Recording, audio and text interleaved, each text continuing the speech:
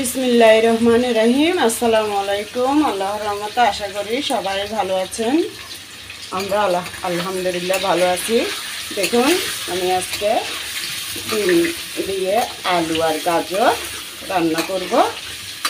এখন প্রথমে আমি এখানে হলুদ আর লবণ দিয়ে গাজর আর ডিমগুলো একটু ভেজে নিতেছি। এরপরে সামান্য এখানে ভাজার সময় আমি একটু সামান্য কাঁচামরিচ বাটা দিয়ে দেবো। এটা একটু ভালো করে আমি ভেজে নেব কিছুক্ষণ, 2-3 মিনিট পর্যন্ত, কারণ এটা ঝালটা একটু যাতে গাজর আর ডিমের মধ্যে ভালো করে যায়। এই যে দেখুন, এর আগে আমি আলুটা ভেজে নিছি। এই যে দেখুন, আমি ডিম আর গাজরগুলো তুলে নিলাম একটা প্লেটে। এখন আমি পেঁয়াজ কুচিটা দিয়ে দেবো। এটা একটু লাল লাল হয়ে দেবো যা, ওই আমি ডিম আর গাজর ভাজছি যে ওটার মধ্যেই দিয়ে দিব পেঁয়াজ কুচি। যে দেখুন, পেঁয়াজটা ভাজা ভাজা হওয়ার পরে এখন আমি 4 চামচ আদা চামচ আদা বাটা, রসুন বাটা আর পেঁয়াজ বাটা দিয়ে দিলাম। দেখুন, আমি পেঁয়াজ আদা রসুন বাটা দেওয়ার পরে আবারও কিছুক্ষণ এভাবে কষিয়ে নিলাম, মানে তেলের উপরে। এরপরে দিয়ে দেবো এখানে সামান্য একটু 4 চামচে আধা চামচ মরিচের গুঁড়ি, আধা চামচ থেকে একটু 1 চামচে হবে হলুদের গুঁড়ি, কারণ সব কিছু ভাজার সময় আমি হলুদ দিছি তাই। আর এখানে আধা চামচ জিরা বাটা, কাঁচামরিচ আছে। আপনারা যে যেরকম ঝাল খান ওভাবে দিবেন, যদি আমার রান্নাগুলো ভালো লাগে করে থাকেন তাহলে। আর আমরা যেভাবে ঝাল খাই ওভাবে দিছি। ওখানে আবার গোলমরিচ গরম মশলা বাটা আছে, এগুলো পরে দিব।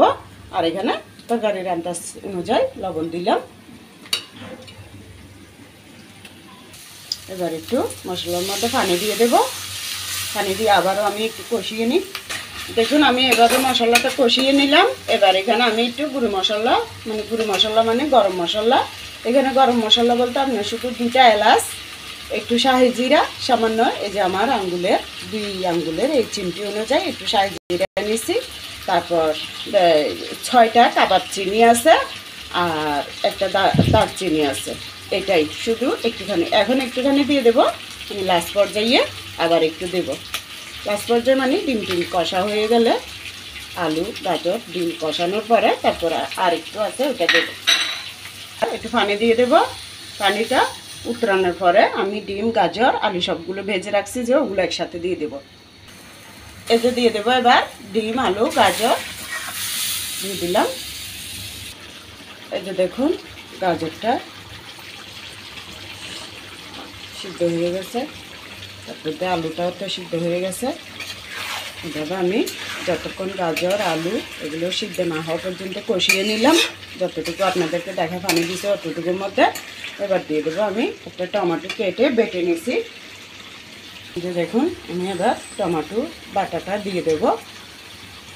আর যতটুকু গরম মশলা আছে ওটা দিয়ে দেবো। এটা গরম মশলা না, শাহি জিরা, কাবাব চিনি আর 2টা এলাচ, সাদা এলাচগুলো, আর এই 4টাই মানে রং, আচ্ছা গরম মশলাই, সরি আমি কি বলতেছি, শুধু রংটাই দিলাম না, গোলমরিচ, কাবাব চিনি, শাহি জিরা, তারপর ওই দারুচিনি ছোট 1 পিস দিয়ে দেবো। এবার একটু গরম পানি দিয়ে দেব। দেখুন, ডিম আর আলু গাজর হয়ে গেছে। এভাবে একটু সামান্য ঝোল রাখবো, আপনারা যে যেভাবে পছন্দ করেন সেভাবে ঝোলটা রাখবেন।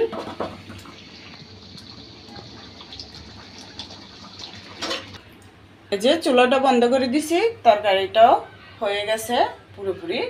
তো ভালো লাগলে আপনারাও করে দেখবেন। এই ধরনের তরকারিগুলো আল্লাহর রহমতে খুবই মজার হয়, ভালো হয়, তাই আমি আপনাদের সামনে করে দেখাই। ভালো লাগলে লাইক কমেন্ট সাবস্ক্রাইব করবেন, আমার পাশে থাকবেন।